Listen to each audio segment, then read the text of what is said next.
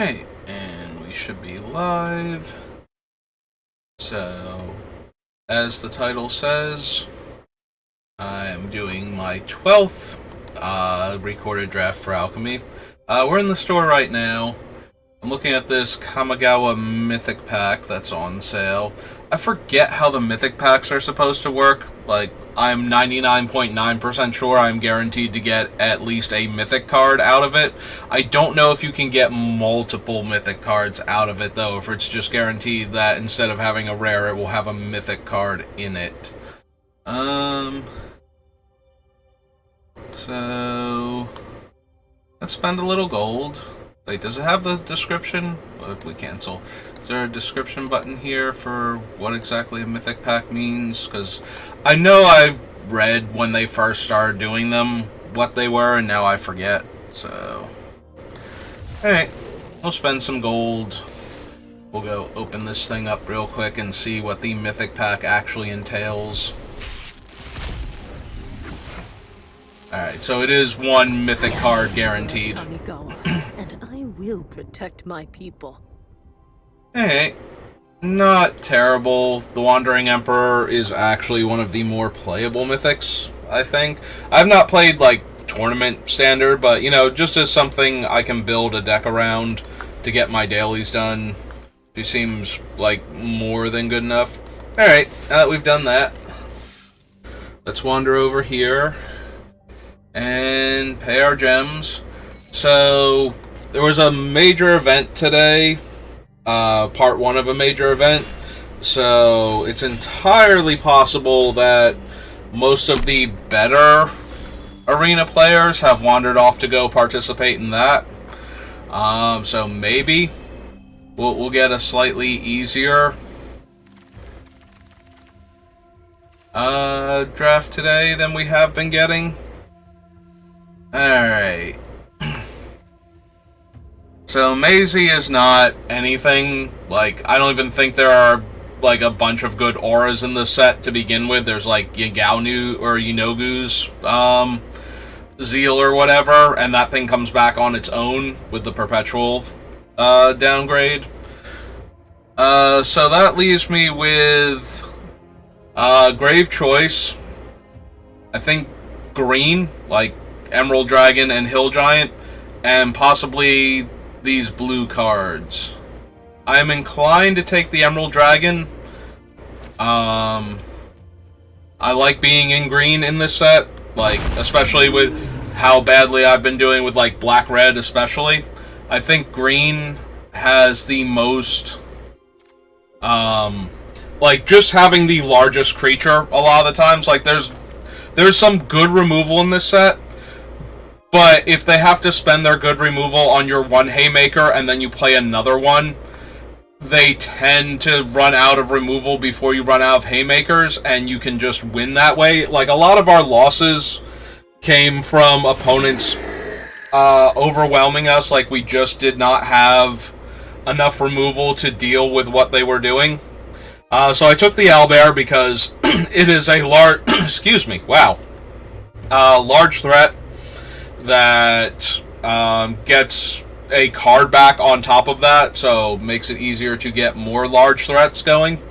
We're going to take Grim Bounty now. I still do think the Sewer Plague is the best removal spell in the set, or at least the best black removal spell in the set, but the Grim Bounty is just, it deals with anything that we really needed to, creature or planeswalker, for 4 mana. Gives us a treasure, so it ramps us, it fixes, like, one shot. Now I'm going to take Pilgrim's Eye. Out of all of the cards in this pack, maybe blue cards, like Pseudo Dragon, to give flying to Owlbears and the Giant, potentially. Not a huge fan of You Meet at the Inn. And then the red is just okay. So I think we're going to take the Pilgrim's Eye for mana fixing and to make sure we hit our land drops. And now I'm going to grab another Owlbear for the same reason I took the first one. And we're going to see if I wind up with enough. That is the second Battlecry Goblin. There are not enough goblins in this set, sadly. for Battlecry Goblin to be as good as it was. Like, we don't have the Bugbear, and we don't have the Javelineer, so we can't go 1-drop, 2-drop, 3-drop Goblins to set him up, so he's lost a bit of his luster. Still a very powerful card in and of himself, like, and he's going to make other Goblins, but it's way easier to just throw a 2-toughness dude on him. Alright, I've taken a Lindworm and an Emerald Dragon and already passed one Hill Giant, but I think I'm going to take the Myconid. Like, I already have a 7-drop, a 6-drop, and 2 5-drops. I want to be able to cast my spells. Like, my goal here is to go over the top of the opponents, and it's much easier to do that when you can consistently cast your spells on time. Having a 7-6 come down on, like, turn 8 is fine. Turn 9 is probably okay. Once it comes down, like, turn 12 or 14 or something, when I'm already at 2 and, you know, facing down a lethal 2-power flyer and, like, 1 extra creature on the ground, yeah, that's not going to be helping anything, so... Oh, I did forget to do the one thing, though, that I normally do. Okay, let's make our pick first. That might be too many owlbears, but I don't necessarily. So I did forget to switch chat to emote only, since I cannot actually see, like, this thing while I'm doing the draft. So we're just gonna switch that on real quick, and I did almost completely forget about that. Well, now the only card for us is our Hill Giant, so we will take that. We already have Grim Bounty. The downside to her is 6 drops. Like, it's very easy for us to cast her on turn 4, mill something we can't cast on turn 5 that we would like to have had. It would be okay if we milled, like, the 6-drop and a land and could play the land with her. But I don't want to mill, like, one of my cool 6-drops and not be able to cast it and then get, like, a super medium card as my other thing. Or worse yet, like, mill 2 6-drops, 2 6-drops and not be able to cast them. I do not care for Circle of the Land Druid. Yeah, I think I'm going to take the You Meet It in, even though I don't want it.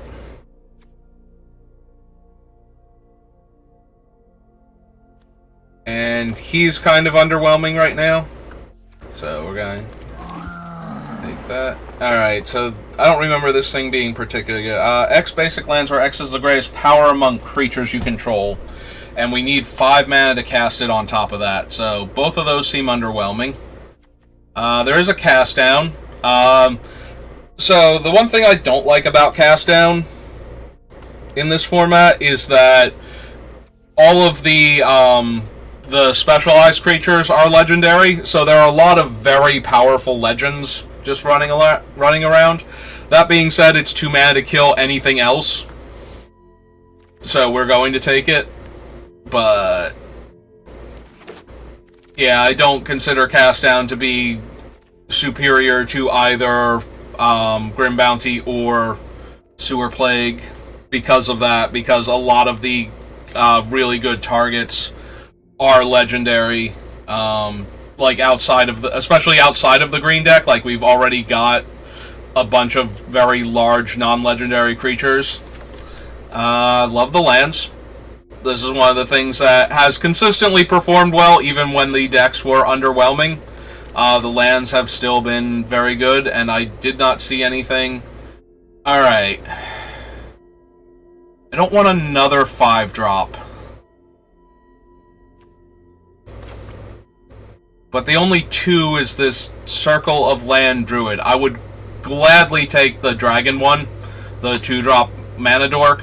I would take some Knoll Hunters, or whatever they're called at this point. The 2/2 Death Touch, or 2/2 Death Touch, 2/1 Death Touch that draws you a card if it's not blocking. But yeah, we already have 3 owlbears, a Hill Giant, a Green Dragon, and a Dread Lindworm. Alright, I'm gonna take this 3-drop. over like another 7 or 6. It does do a decent job of holding the ground. Yeah, Vampire Spawn is another card that has consistently done what I needed it to do, even when the decks that I drafted were poor. It still held the ground very well. There are a lot of 2/2s and a fair number of like 3/1s that we can just trade this off for after gaining 2 life from our opponent. So, and we have not seen any good 2-drops in our colors, so I do not care at all for that 1/1. Oh, good. Now we get like 2 different ones in the same pack. Because we have all the high drops, I'm going to prioritize the Mana Dork over the early aggressive creature, but either one of those, if this one were not in the pack, I would have gladly taken the Assassin and just been thrilled to have her in my deck, so. Dragonborn.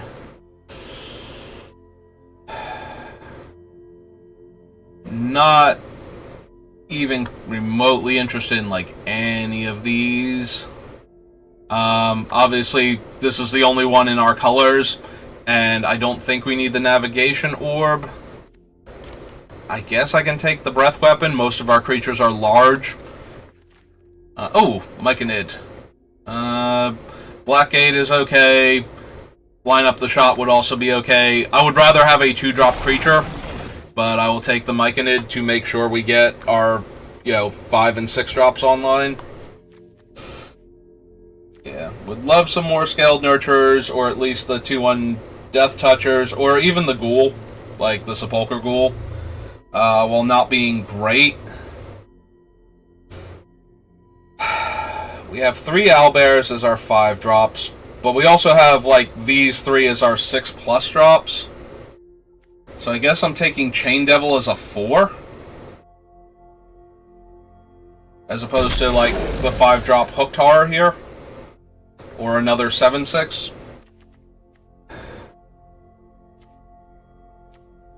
I guess I could take one more Hill Giant, but I think I can wait on that until there's actual nothing.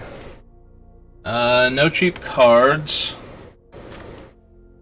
The Ettercap has been okay, like consistently okay. Every color has an uncommon dragon in it that this can kill, and there have also been... Alright, I don't like Horde Robber, but I do need the early blocker potential, so I'm going to take it. I'm going to put this in the sideboard, but I'm going to take it just in case. I did not realize that was a gnome. Just in case. What card was I on? I had started to talk about... the Ettercap. So yeah, every color has an uncommon. There we go. Easy. Now we get the second Hill Giant if we want it. Has the uncommon flyer. Every color has the mythic dragon.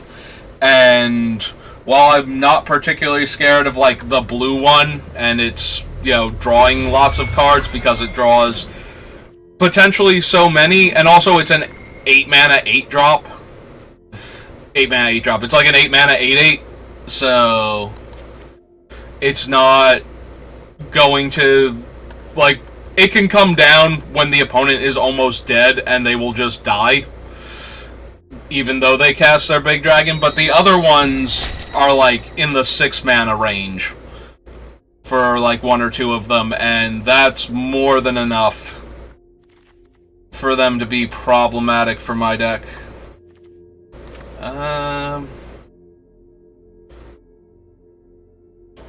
We have 2 of the Myconoids, yeah, so we have 2 things that tap for mana of any color. I don't know that any of these things would be better than Line Up the Shot, though, so I'm going to take one of those and put it over here. Alright, so we can get another 2-drop in the Knoll Hunter. We have plenty of these. The other option is Scanos, because Scanos is very potent. Like, yeah, giving my creature +X+O and Menace. Or, like, Vigilance is not as good. Alright, let's take a quick look.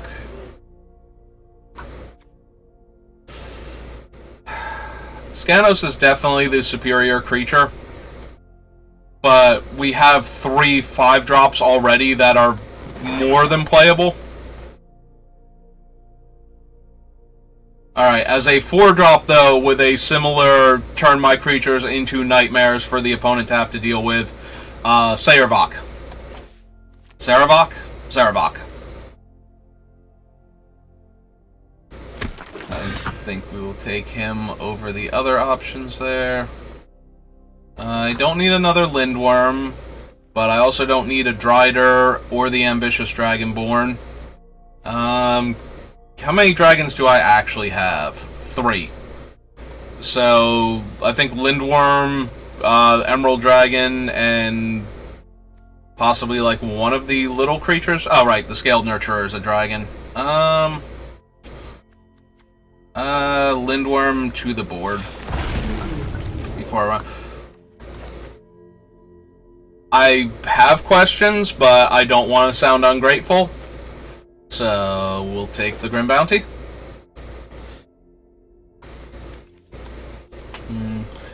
So, right now, our 2-drop slot is still a little anemic. I don't think we want 2 Emerald Dragons. I don't mind having one of them just as a large flyer with trample that we can use to deal damage. In fact, maybe I just want the Arcane Archery. Like, I'm so unlikely to run a second one of those, especially when I have all of this top end. I feel like I just want something else I can cast, and I don't even think that either one of them is particularly going to make the deck. Although it does give trample, right? Like, Archery gives trample and reach. So, technically, giving something like Hill Giant or Dread Lindworm, you know, +3/+3 and trample. I mean, my 2-drop slot is terrible, but getting from 3 to 5 to 6 and 7 seems like where I want to be. If I'm not going to shore up the 2-drop slot. I don't know that I can wheel anything. I think I took the one Knoll Hunter from the 1-pack over like another 4 or 5 drops, so that might be literally all we can get in the 2-drop slot now. I'm so dispassionate about a Horde Robber here. Like, Horde Robber on the play barely ever gets in for damage. Horde Robber on the draw is basically a bad Horn Turtle. Like, it doesn't even have the extra toughness. Wait, is Horn Turtle a 3-mana 1/4? There's a part of my brain, maybe I'm confusing it with, like, the older turtles that were, like, 1/1s, but if they were untapped, they were 1/4s. They got +0/+3 for 2 mana. Like, literally, like, Arabian Nights turtle, and I forget if it was an actual reprint or a functional reprint. Doubles the power and toughness, or kills a flyer. Or we can have a bit more early game to not die. I kind of want to, like, normally not dying is not your goal. Winning should be your goal, but I feel like we've got enough endgame where we will win if we live. I'd rather have a 4th Owlbear at this point. And I'll take another potential ramp card. Alright, let's see what we can build out of this. Lantern of Revealing is a lot stronger in sealed, it looks like, so I don't know that that's going to necessarily make it.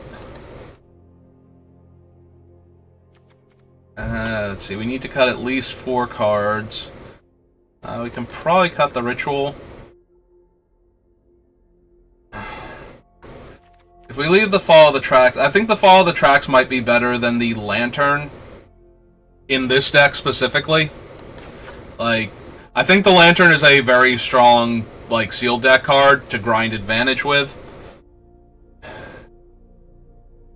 Do I want to cut either the Emerald Dragon the Lindworm or one of the Hill Giants here. I think that might be correct. Here, let's do the look at the creatures thing, because I always want to make sure I'm not overloaded. I should not be. Yeah, we have 3 removal spells and a ramp spell, so we are not at all in danger of being overloaded on non-creature spells. So I'm inclined to take out, like, the Horde Robber, because he's just so underwhelming. Even as, like, a 1/3 that can block early, I don't really like him that much.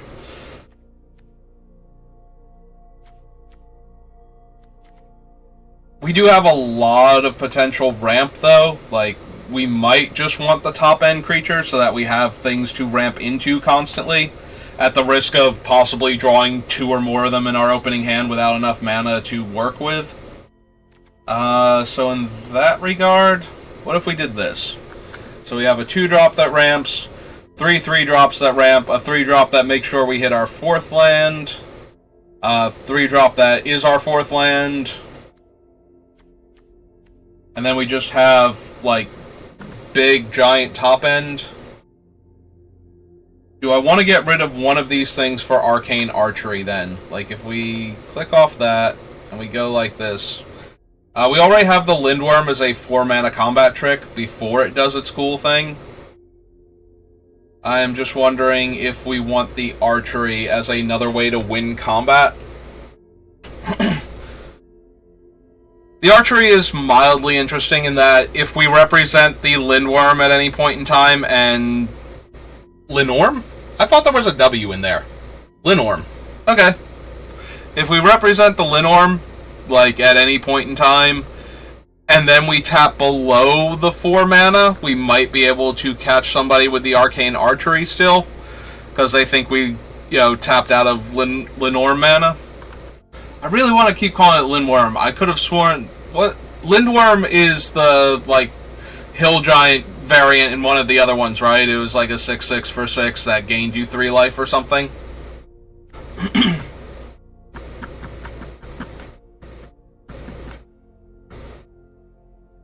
Huh.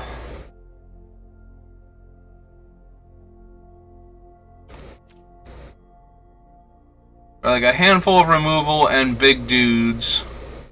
We do have 4/4 tramplers, though. And then, like, a 5th one that's a flyer. And we have Saravok to pump.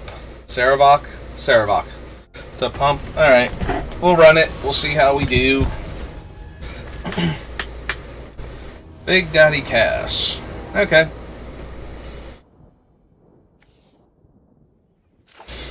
Well, we can definitely go get a green mana source with our Pilgrim's Eye, so... Alright, we will play the top land, while it's not doing anything to hurt us. I would not mind drawing the 2/1 here. Especially if they have a follow-up play for their 1/1 or their 1/2. Yeah. This is going very poorly. Our opponent's just gonna out-aggro us before we even get started.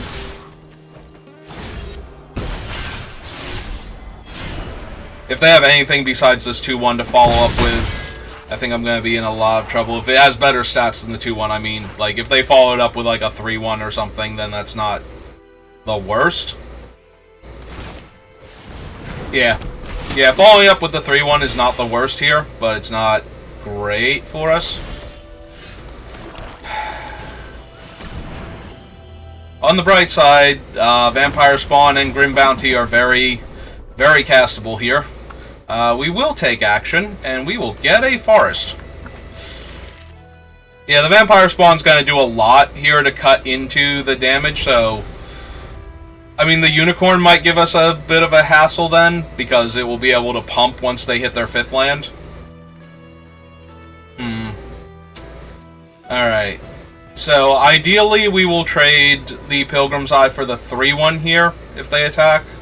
If they don't, we'll just... Okay. So, yeah, we will trade the Pilgrim's Eye for the 3/1 or the combat trick. Either one is fine. Like, if they give it +3/+3 and trample from Arcane Archery. Alright, Indestructible, also good. Alright, so hopefully now their best play is to play out the 2-1. And now it's a 3-1.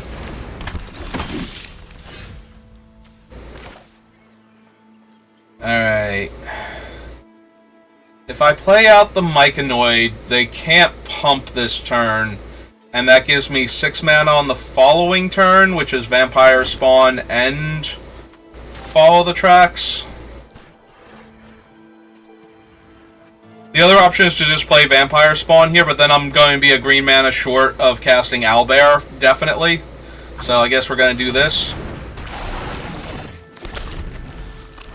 And they have 3 spells in hand because they did not play a land last turn.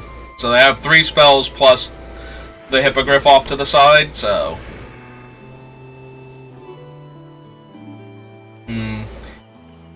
Maybe I am supposed to trade the Underseller Mycanoid off here and just cast the Vampire Spawn next turn. Because I'm taking an awful lot of damage here. And I think... Because I would be taking 3, 4, 5, 6, going to 7, and they're 1 mana off of activating the Unicorn. So yeah, I think I just have to trade for the 2 3/1s. Oh! Is he 4 mana to activate? I was 99% positive he was 5 mana to activate. Oh wow, I just punted this game so hard with that. Holy shit, that was terrible. That was genuinely terrible. And 2 mana is not good. I could have sworn he was 5 mana. I'm confusing him with, like, older cards that are 5 mana to do that. So 3, 4, 5 go to 3 most likely here. Yeah. I'm just gonna lose because of that. That was a terrible mistake on my part. Wow. If I'm wondering why people don't watch the video all the way to the end, mistakes like that are... Oh, cool. Well, now we're dead. Right? We block the 3-1 and we take 3, 4, 5, 6, go to 2. Yeah, might as well block that one. Doesn't super matter here. We're just dead, though. Okay, so we are actually dead. Alright, so A, they had everything, and B, I don't know... I'm thinking of several other creatures that are very, very similar to the Unicorn that are 5 mana to activate. There was one in Zendikar Rising. I'm pretty sure there was a vampire one in Ixalan. Yeah, they're all like 1 and 2 mana, like 1/1s and 2/2s, and they all cost 5 to activate. So in my head, it costs 5 to activate that, and yeah. Okay, well, I punted that game super hard. I should have Grim Bountied the Unicorn then. So that way I could use my 1/1s and 1/2s to block their 3/1s. Although I don't think it would have mattered when they showed me the Arcane Archery there. Like, I would have been so low on life from taking a turn off to kill a Unicorn that I probably still would have lost that game, but I certainly made sure that I lost that game by doing it that way.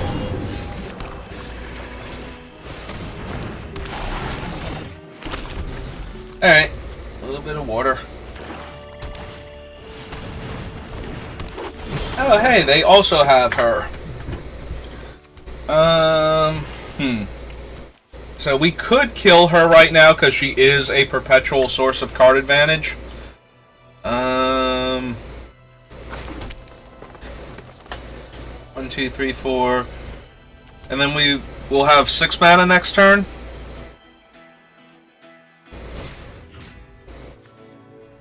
Yeah, okay, I like killing her off here.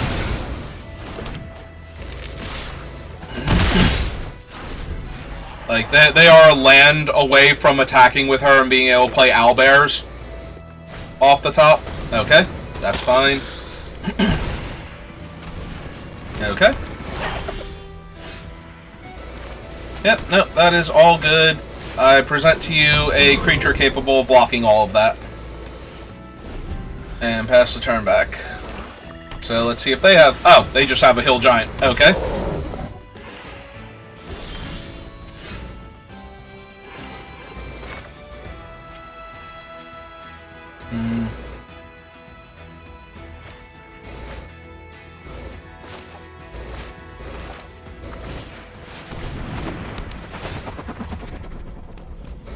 Action. Grab. Swamp. Play swamp. Cast follow. We'll actually get the black dragon gate here. And pass the turn. Alright, unfortunately we are leaning kind of heavy on the hill giant now as the way to not die here. They have drawn specifically one of their dragons. Oh no, they're they're sacrificing it to Deadly Dispute. And they have a 1/1 flyer. Okay. What is green Saravok again?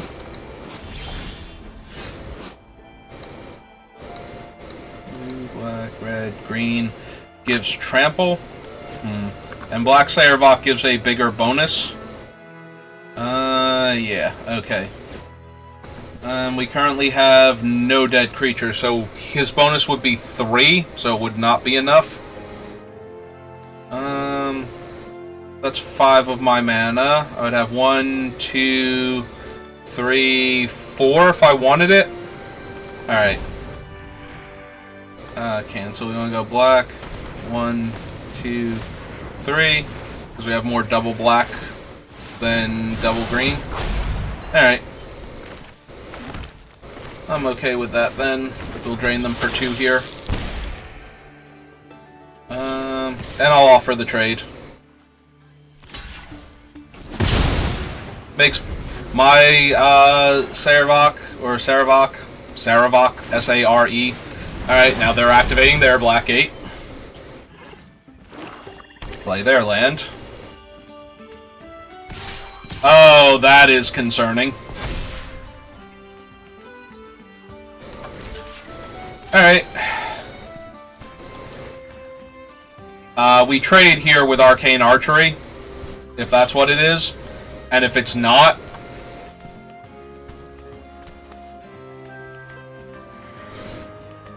then... okay. I don't think they were expecting that. I think that kind of caught them off guard there. The idea that I would block with that thing instead of blocking and trading our big guys.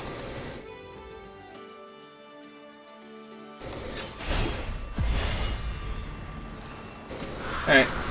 I'm gonna activate Saravok here. Saravok. And we lost her, but we got 3 copies of her in the graveyard, so... go to combat. Make this thing a 5/1. And attack for 5.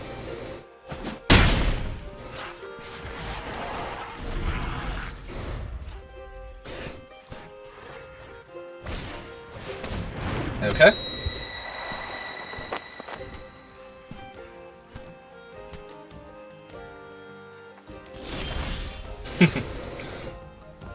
Okay, so now we need to do it on the vampire spawn in order to get the creature large enough to attack through the hill giant.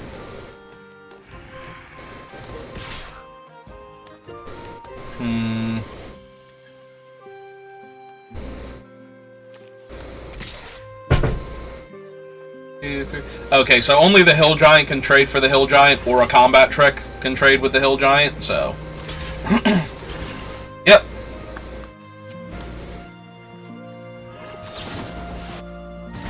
Oh, wow! Wow, that hurt. That was way worse than I thought it was going to be. I genuinely forgot that that card even existed, I'm not gonna lie. This is a rare, right? Permanents you control gain hexproof and indestructible. Seek a card. Seek a creature card if an opponent has cast a spell with mana value 3 or less this turn. Alright. Unfortunate. I mean, our Saravok is now huge. And we have plenty of blockers. So, this owlbear... okay, yeah.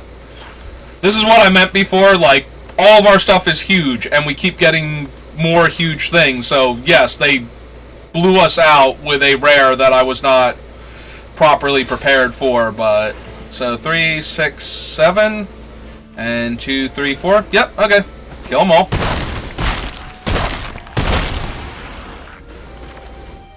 But now we just get to slam another 7-6, and they are right back where they started.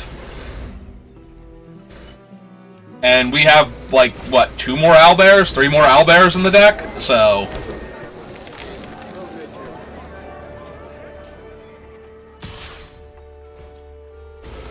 Alright, fair enough.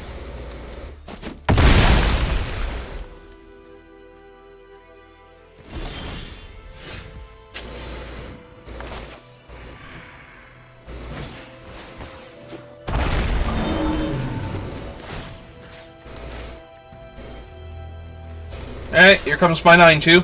Probably going to trade with your 2-2, but then I get a 1-1. And that 1-1 will be a 10-1 when it attacks, so... Like, they only have 2 cards in there. Okay. So...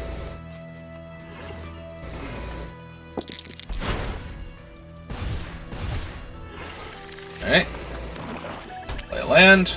Want to attack with your 4-4? Yeah, we'll just no-block that. Alright, hopefully we keep drawing creatures. We did not. It's for 9? Okay. We'll make him a 9-2 then. Trade with their 2-2. And we might as well play a swamp. They also have black mana. They might make me discard my hand at this point.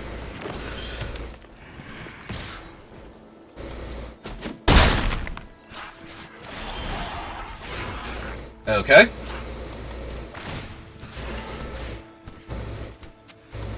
Swing 11 at them real quick. They will trade their 1-2 for it.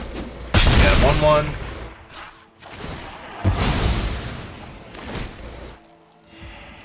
And we will play our 2-1 Death Touch.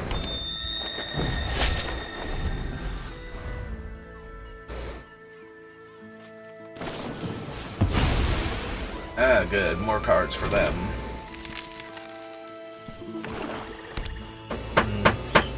Oh, I hear knocking behind me. That probably means that Bonks has come to visit. So if we attack with Sarevok, they will probably just block him with the owlbear. I don't feel like trading the Death Toucher for the 1-1 Fungus right now, while it's keeping the owlbear from attacking us. Oh, they found a Grim Bounty. Alright, well... Now I will trade the thing for the Trampler. I mean, our position was pretty tenuous there. There, that's basically what we've needed this entire time, is more owlbears. Perfect. Wow. Alright. Alright, actually, no, we're going to save that for the same reason that I played out the land before. Now, if they top deck the discard 2 cards thing, we can just pitch 2 lands and we'll have a 4-4 flyer. First things first, though. Dash for 8.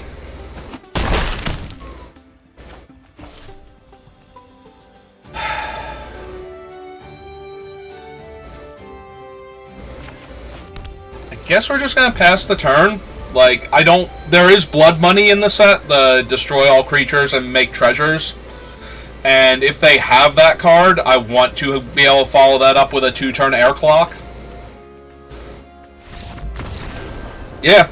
Okay, so, like I said when I was drafting this deck, the one thing I like about doing big dumb green stuff is they had great removal, and they blew me out with that combat trick. And I just kept playing more big bodies. And they died. Like, they did everything correctly. I misplayed into that combat trick because I did not remember that, this set had a full-on, oh god, what's the card called? It's from Aether Revolt. That's basically the same thing as that. Shows Ajani, like, cutting a net in half to protect the little old lady that makes tokens. That's kind of like a wrist variant, but she makes artifact tokens instead. I cannot remember the name of that card now, but it's basically one of those, except with a slightly different, more alchemy-based thing. Our opponent is going first. We have 2 out of 3 mana, and we accelerate into that. I don't think I can mulligan this. Like, we may run into an arena moment where we just don't draw lands, despite keeping a perfectly serviceable 2-land hand, but I don't think we can afford not to... Oh, good, we did draw land. Alright, at the beginning of combat, each creature you control gets +1/+1 until end of turn if it has the same name as another creature you control or a creature card in your graveyard. 3 mana, another target non-token creature you control gains first strike and double team until end of turn. Only as a sorcery and only once. So we are just going to run out the Knoll to hold her off. Or to force them to have a combat trick for her to get her through for damage. And we will trade the Knoll for the combat trick. Like, yep, deal. Snap that block off. That thing is dangerous, and we don't have any way to kill it right now. I'm a little leery of using Grim Bounty on it, but at the same time, if any of the things in their hand are like relevant threats... Ah, cool. They can't give that haste now, though. Although they wouldn't be able to cast it this turn if they hadn't done that, so... But yeah, that's just a 3/2 that can't block our 4/4 Tramplers, so... I'm not super concerned with it at the moment.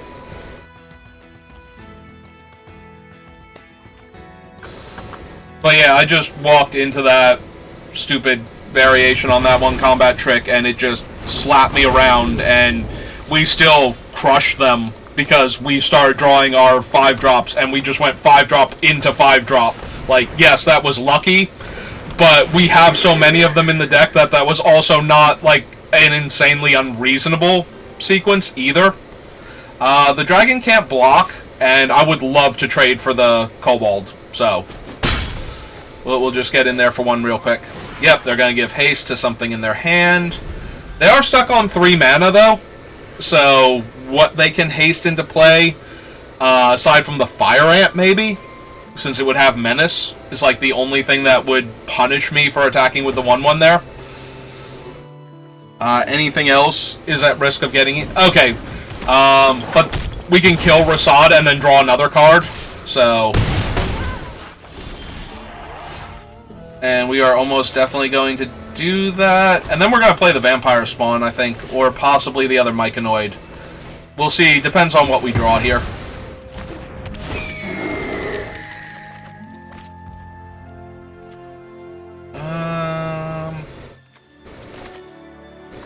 Yeah, let's just go ahead and offset their clock a tiny bit. And get in for 1 while the getting's good. And now we have 2 creatures that can block the Fire Ant too, so we could just eat the Fire Ant in combat without them having something else. So... Now they do have 3 spells in their hand, presumably, because they did not play a land last turn. So, unless they accidentally click through somehow, those should be 3 different spells. And if they're creatures, no haste.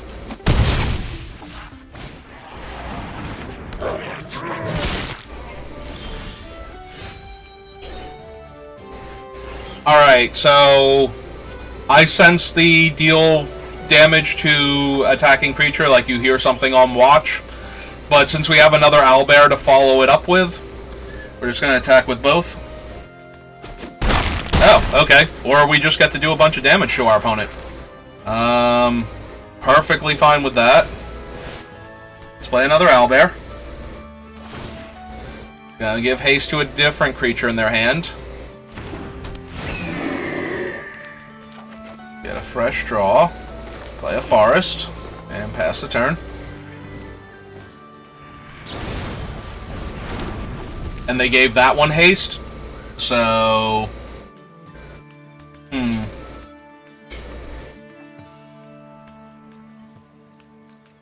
Yeah, at this point, the Pilgrim's Eye might just be to buy us time to not be dead in the air. Okay.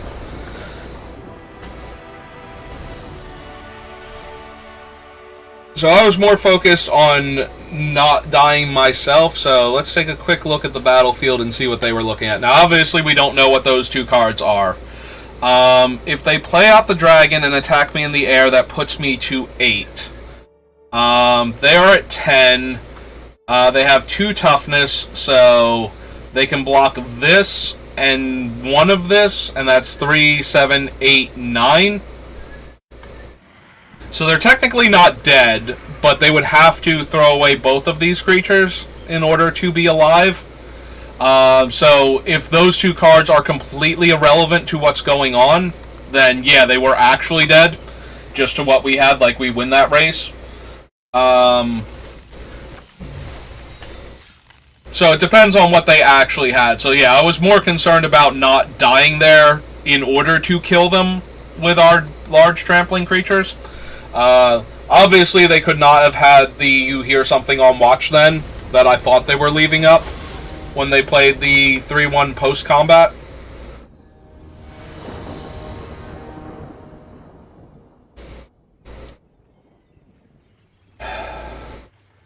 This is the worst opening hand we've had so far. We have Cast Down, and on 3 we have Vampire Spawn. After that, though, this is the thing that I was most worried about. We have 3 6-drops, and we have not even half enough land to cast them, let alone an Accelerator. I think... if I knew I was going to draw my 3rd land into, like, a Myconoid or something, I might be able to talk myself into keeping this and just living with these 2 cards for a bit until we cast those.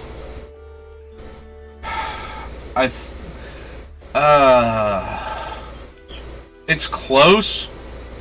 Because once we get to this amount of mana, we just kind of take over the game. I think I have to mulligan that, though. Okay, this 3 mana, we have this guy, we have that thing, and the Lindworm. We're going to keep this.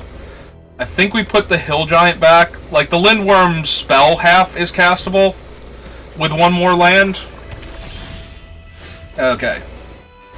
We did not draw a second Swamp, though, so Grim Bounty is actually, like, a little bit harder to cast, and continues to, remains harder to cast. Okay, game. I see what you're doing to me.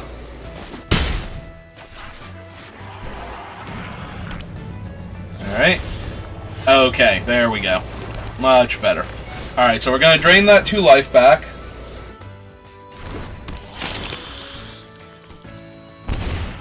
And we won't block the 2-1, obviously. We don't want to give them a card. And we don't care. Like, if we can get them to trade with the Vampire on defense, I'm fine with that. But yeah, if they attack, we're just taking 2, and then we're going to throw the Vampire at them. Most likely, unless they play something where we would need to cast the Lindworm. Now I'm a bit leery, because now casting the Lindworm is not as good. Like, if we attack, we are telling them we have the Lindworm in hand. Or Arcane Archery, you know, something like that, but maybe they trade the Death Toucher then? If we get them to trade the Death Toucher, and then I kill the 3-3 and make a treasure, we can play the 4-4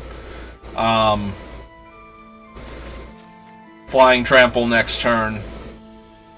Okay, they're just gonna take it. This untaps it, right? And untap that creature.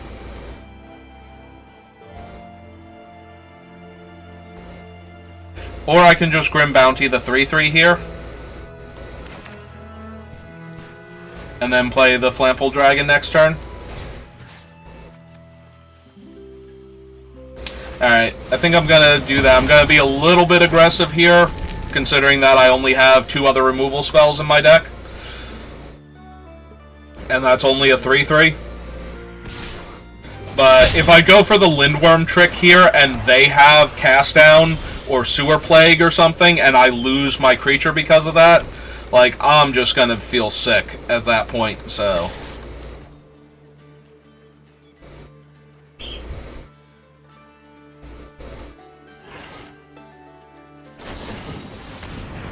Ah, perfect. So now we can go for this, and if they have another removal spell for the vampire in response, they use 2 removal spells on my vampire. I mean, granted, the Lindworm is a pretty decent attacker also that we're going to lose out on. Like, it can attack past this 2/1 Death Toucher. So, they might have even had the other removal spell, and if they weren't thinking about it, they might be saving it for the Lindworm. And instead of killing the vampire and countering the Lindworm effectively and putting it in the graveyard. Okay, so now they're planning on blocking our 4/5. Do I care? A little bit. So... let's play a land and play out a Flample. And they can't just ignore the Flample, it's a 3-turn air clock, so whatever they have for the Lindworm will have to go towards the Flample creature first, so now they're going to seek a card.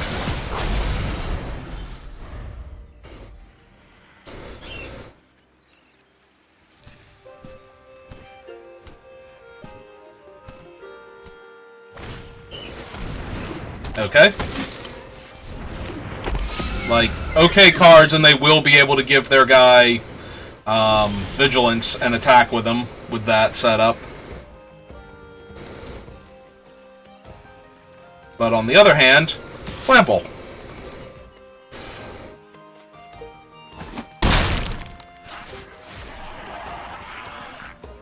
One, two, three, four, five, 6. Blood Money is 8 mana, I believe. Lindworm can't be blocked by creatures with power 3 or less. So even if they pump once, which they can't do on my turn, right? Activate only during your turn. So yeah. So they will not be able to block Lindworm. And the Emerald Dragon is 4 in the air. So yeah, they're already trying to grow their things. I wonder if they should have sacked the Death Toucher there to get the thing up to 4 power so it could chump the Lindworm. I know that's not a winning strat if they don't have Blood Money in their deck, but if they do, it might buy them more time to find it, and an extra card drawn on top of that. Okay.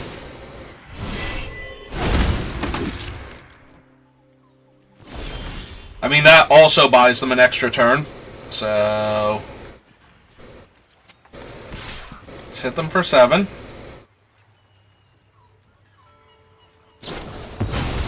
Ah! Very nice. They don't get the card off of that, but it does make their other thing a 4/4 now. Yeah, no, okay.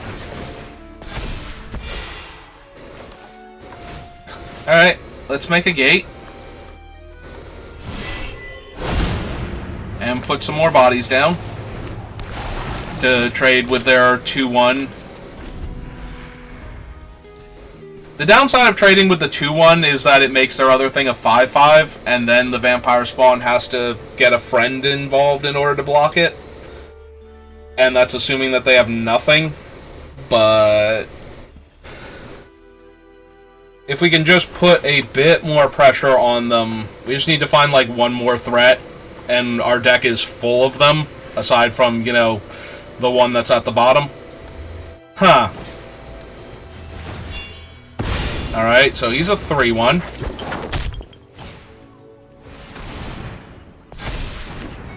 Alright.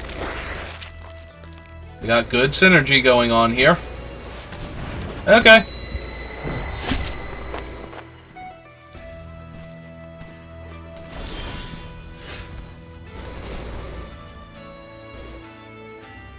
Yeah, okay, that should be fine. Cast down's pretty good. Yeah, that will let us kill the Flaming Fist officer. Outside of... outside of caring about her power and toughness. In fact, if they overplay with the officer and the sepulcher ghoul, we might be able to catch them.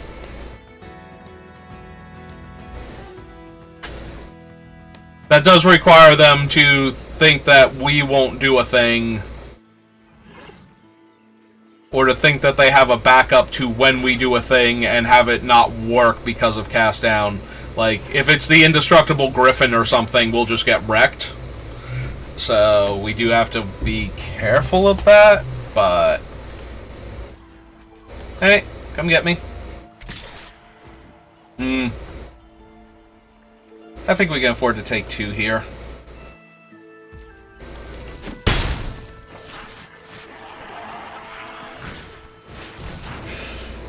Oh, now I think we have to kill that, because that is 2 flying threats that I can't deal with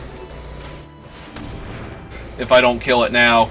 Like, our larger flying creature is currently on lockdown, so yeah.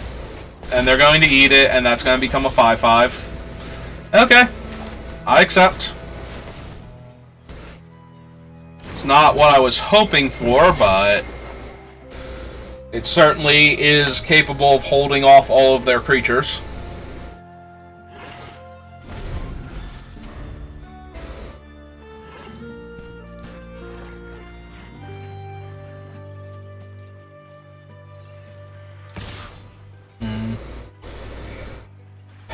Okay, I think I'm going to give them their card now. I was okay keeping them from drawing by taking damage for a bit, but I don't want to get within range of their other stuff and then they kill, like, the 2/1, and then they can attack with the 6/6 comfortably. Huh. Out of the creatures that they could have done that to... Alright, well, she's pretty potent. She's gonna die in the first combat that she gets into, but we do get a card out of that. Like, the best of the top 2 cards in our deck, we get to cast it. I don't have any ways to protect her is kind of disappointing, but...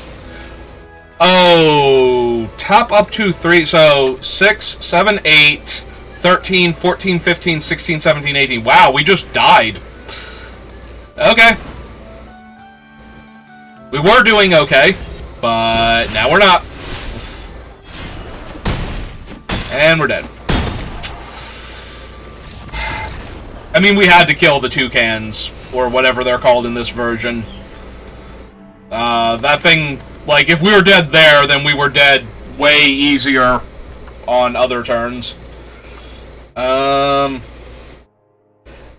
And we weren't going to get through for damage. Like, if we attack there and they blocked, you know, we still don't have blockers, and they're probably trading, like, this one or this one off for it. So, I don't know what the next card is, because we're not allowed to look, because this isn't Magic Online, but... I mean, we're still at the point where I feel like we're losing because our opponents drew well, not because our deck is terrible, though. So... Like, I feel like we could have won either of the games that we've lost if we just drew slightly better, or our opponents just drew slightly worse.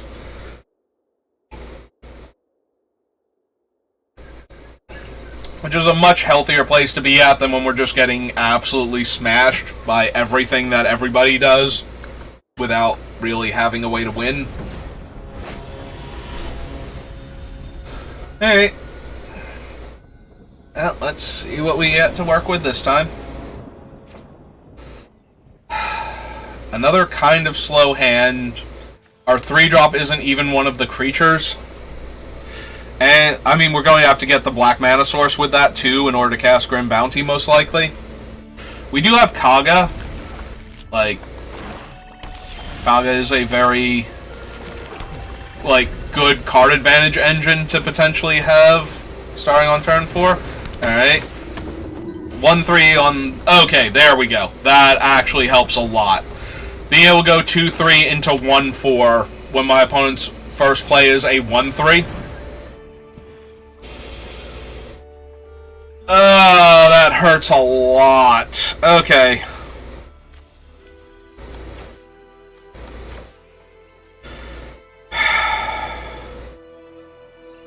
I can't get greedy and pitch the Fall of the Tracks and just keep 3 lands. Like, that seems like how we would lose this game. And they milled a 4/4 and a land. Okay, yep, nope. That was painful. Alright. Well, let's drain them 2 and hope they're out of cards like that. Like, that one hurt, but if they had have waited a little bit, they might have been able to get the Giant and the Grim Bounty instead. Or, like, the Giant and the land anyway. Okay, perfectly fine. Yep, and we'll soak the damage, because it would die anyway.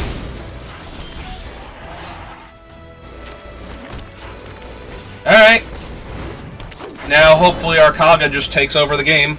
Like, they have nothing else. Oh, they have a removal spell for her, too? Their hand is just mono interaction? Oh, no. Okay, perfect. Another creature that can't kill her. Alright, let's mill 2. And, oh, yeah. Death Touch it down. Alright. We will play this one as the spell that we play this turn. We will take action and get a swamp. We will play the swamp that they know about. And 1, 2, 3, 4, 5. Now, next turn, even if we hit, like, another one of our 6 drops, we can cast it off of her.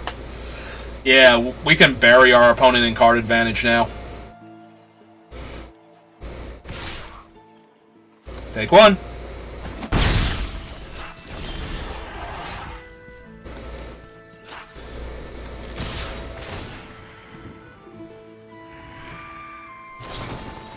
Ah, they'll kill her, and we won't get to cast any of the spells now.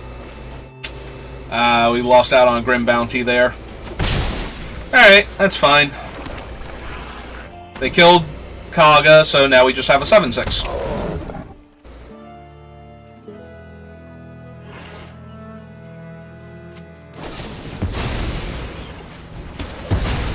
That is an awful lot of removal, but they are short on... Wow, okay. Just every time I think we're doing okay, they make me discard more cards. Alright.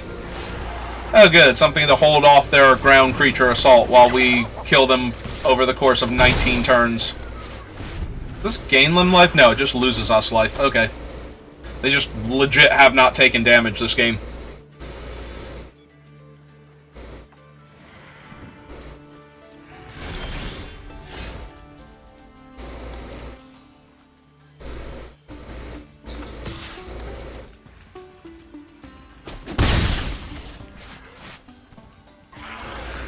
Guess we hold the swamp. Like, we already milled our 7 drop, so...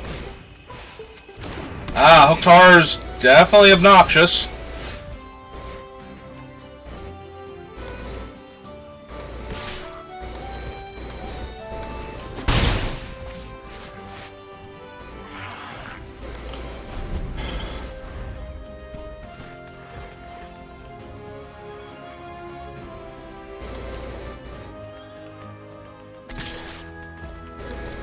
Alright, we'll take the 3 for right now.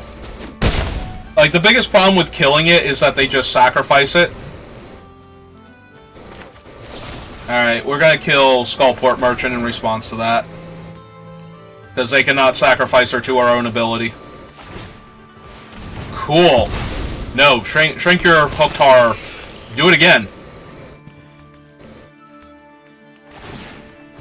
Okay.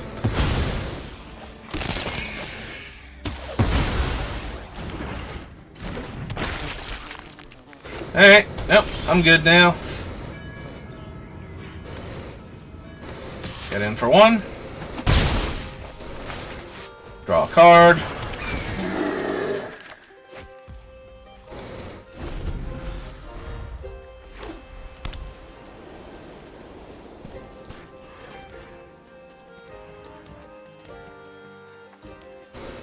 And if they... Okay. Thank God I have mono offense in my deck because they have mono removal in theirs.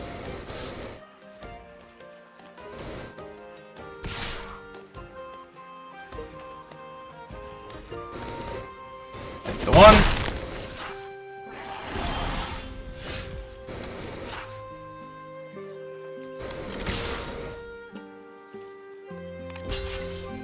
Do they have a thing? Are they going to kill my Knoll Hunter with their 1/1 Hooktar? Oh, they have a Deadly Dispute? Yeah, okay.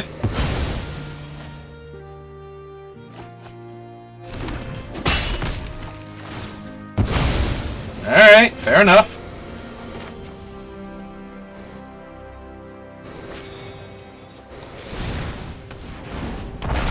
Oh, here's my 4/4 Flample. Do you have more removal? Like, I would not put it past you. Alright, we are definitely going to Grim Bounty that, regardless of what they do here. Do they actually have another cast down or something? Because they're looking at my creatures like they got more removal. Alright, smite that. Oh, is this the Griffin then? Or the Pegasus? Pegasus would also be really bad. Okay.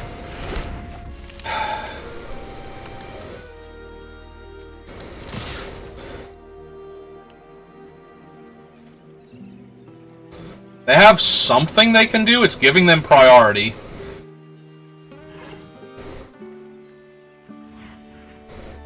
It could be here something on watch. Oh. Non-token creature. If that creature has a mana value 2 or less. Okay, so we're just gonna sack the 1/1. So that was the option that they had before. We're gonna play out the land and the Mycanoid in case they have another one of those, since they seem to be on mono removal. Alright, they're gonna go fetch another card.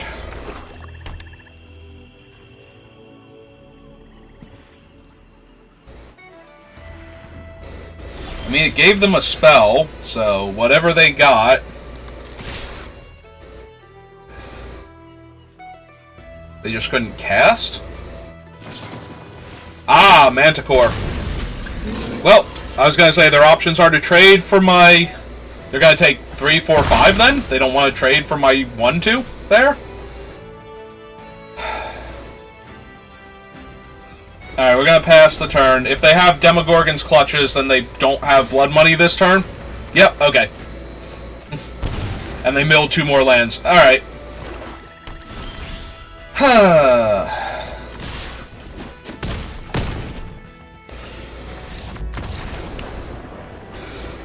Every time I thought because they spent so much removal on my other things, I was convinced. Let's take a look at this real quick. What did they have? So they hit me 3 times with Demogorgon's Clutches, and got 2 cards each time. Sewer Plague, here's something on watch, Cast Down,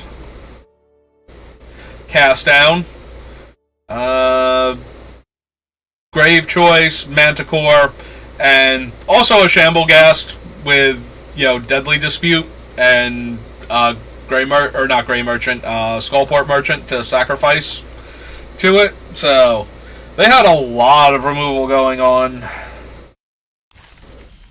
And they got a lot of spells out of my hand. Like, except for that last Demogorgon's Clutches, like, every time they cast it, they got 2 spells, I think. Did they, or did they only get, did they get a land and the, Follow the Tracks the one time? I forget if I had 3 spells in my hand or not. I know I kept the Grim Bounty and waited for that one creature. Which turned out to be the 3/4 flyer. Which would have been a huge problem. Yeah, no, I think if they had just let me deploy a little bit and cast the Demogorgon's Clutches later on, they would have gotten the Grim Bounty, and I think they would have been okay. I go first. I have a Knoll Hunter. I have 4 mana, but no double black, so I need to draw a Swamp, like, early on. Also would not mind drawing a 3-drop. Pretty much any of my 3-drops, the Land Fetcher would be fine. Like the spell that fetches one of the gate lands would be fine. The Pilgrim's Eye. Vampire, Myconoids. I'll take any one of my 3 drops here. Alright, second swamp. If I'm going to draw a land, second swamp or the Black Gate, both top tier choices. Okay. Nope, I'm cool with this. Get in for 2. Play my own. So now I'm up to 4 mana. So if I top deck an Owlbear next turn, we can cast it. If they ramp into... I don't know that any of the really dangerous dragons are like 4 mana. Yeah, like that one's okay, but... you know, it's not the thing that scares me. So... we will pass the turn. I will save the Grim Bounty for the dragon that they get. With the Muralists, and we'll just slam Emerald Dragon next turn and make them have the answer for it. Which they might. They're 1 mana off of Faraday's Fireball, for example.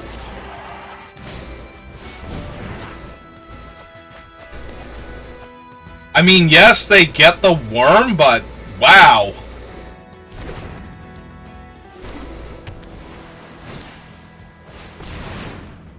Okay.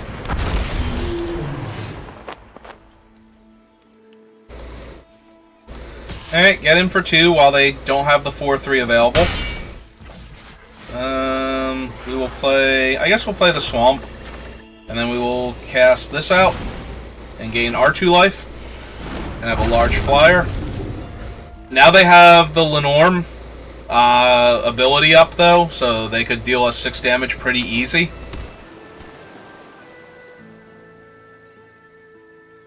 But... we're just gonna have to let them deal us 6 damage pretty easy here. Like, I don't think...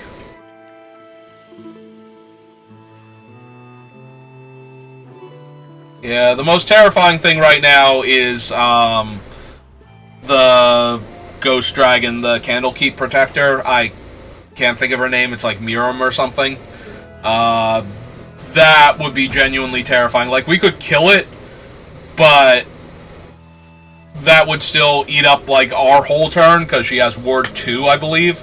So we'd have to spend, like, 6 mana killing her. And then they just have a Lenorm afterwards. And the Muralists, so... yeah, I am not thrilled at my chances here. Thrakkus.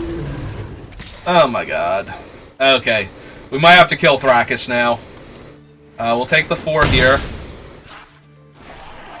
Fortunately, Auto Tapper, I think, got them. By not letting them tap the worm. Or tap the Nurturer for their worm.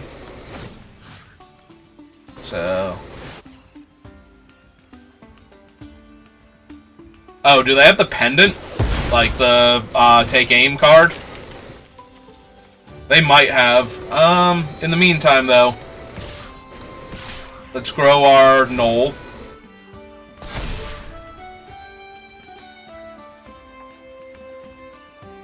Try and put some pressure on them. Like, they're almost definitely not blocking with the Nurturer, because they need the mana for the 7/6. And they are probably not blocking with the Dragonborn, so we're just going to get 7 here. And get all caught up. We'll play out the land. This does give me 4 mana, so I might actually be able to ambush them pretty hard, depending on what they do here.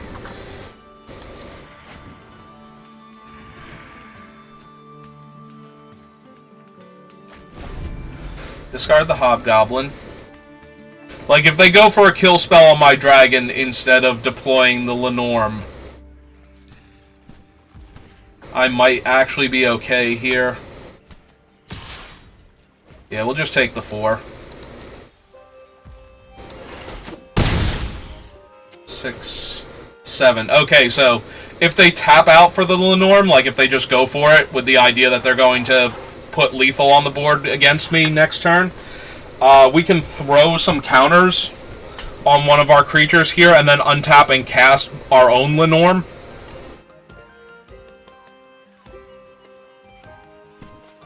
If they do nothing... that leaves them with 3 mana still.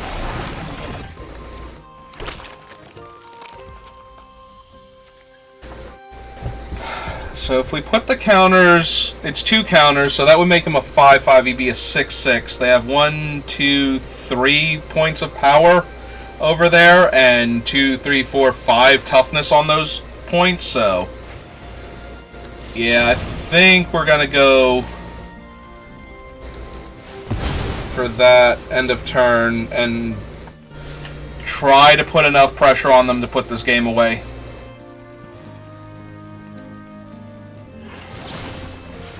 Band together, wow. And that counters the Lenormand. I don't even think that was that greedy, like... If we don't do something there, we are just going to die to Lenormand. Like their Lenormand. I mean, that does protect our Emerald Dragon, but yeah, that hurt a lot. The only other option there was to attack them for 4 and then cast the Lenormand afterwards. But then they play their Lenormand, and then they get to band together and kill our Lenormand anyway. So I don't even think that actually accomplishes what I need to in order to win this game. But yeah, we're really far behind now. I'm going to need the Hill Giants just to hold the Lenormand off.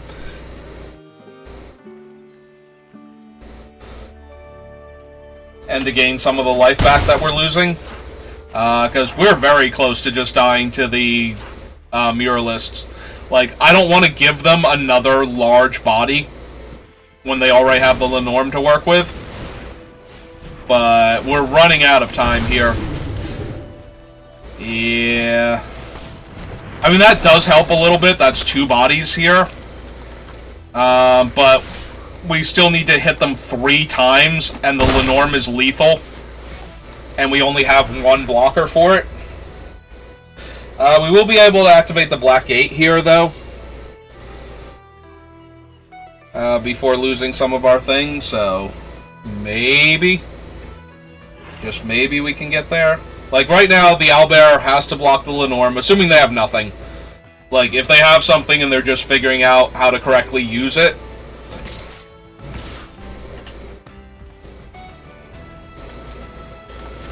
Okay, so we have to block there, we have to block here, and then we pass.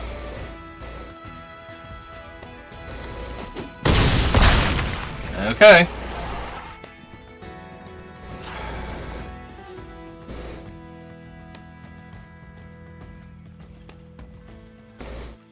We're gonna seek a card. They have a second Lenormand. Yeah, we are just dead now, I think. Like, even with removal... Like, even if we went Owlbear into removal, I don't think we could survive that anymore.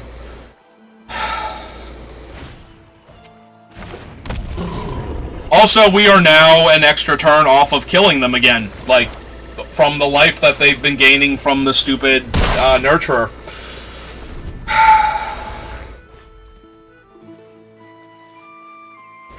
I think they just have lethal if they Alpha Strike. Like, we're going to 2 from the second Lenormand. The Undercity Myconoid can block, you know, anything and get the 1/1. Like, block one of the... Probably the Muralist to get the 1/1 out of it. And the O2 can block any of the 1-power creatures after that.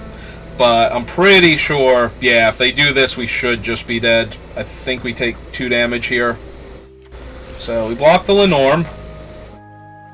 We block the 4/3. And then we block, yeah, we block one of the 1/2s, and we take exactly 9. Oh, that was so brutal. That was another Lenormand. Yeah, I think the only way we are even kind of still in this is if we had drawn Owlbear into either the other Grim Bounty or the Cast Down.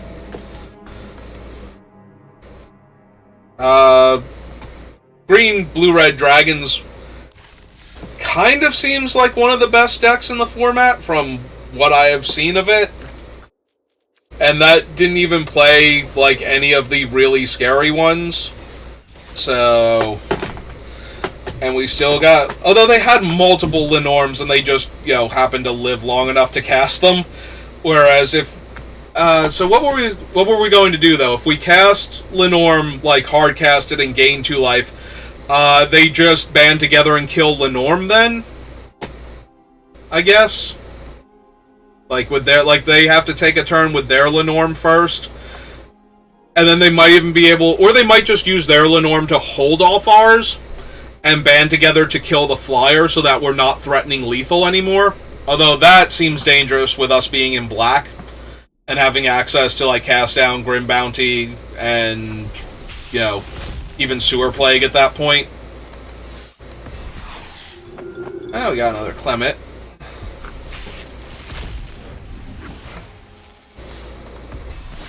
Yeah, drafting green, I've felt like the decks, at least when they die, it felt like we died because our opponent's decks were doing good things and drawing well, not because we just showed up and didn't participate. So, in that regard, I think we're doing okay, but that's still only a 3-3. Like, I'm still not winning. And keep in mind, like, I consider 4-3 to be winning. Like, we're back closer to 4-3. Like, I just want to have a better than 50-50 win rate in the draft. Like, I want to at least get to 4 wins before I pick up my 3rd loss. If I could do that consistently, then I would feel like I was doing okay, like, acceptable. Like, if you are only going down 100 gems and you are getting the prize packs and everything, that's fine. Like, the best players in the world playing against players of similar skill have like a 70-something% win rate, So, if I have a better than 50% win rate against, average Magic players from all over the world, I think I'm doing alright. Like, I think it's unreasonable to expect me to consistently do better than that. But it would be nice if I actually did that well. But Baldur's Gate has not been my friend at all. Like, every once in a while I have trouble with a set, or I get, hit hot streaks and cold streaks, and, I think I'm really good at the set, and then, like, a week later I can't win a draft. I, like, 0-3-1-3 scrub out repeatedly.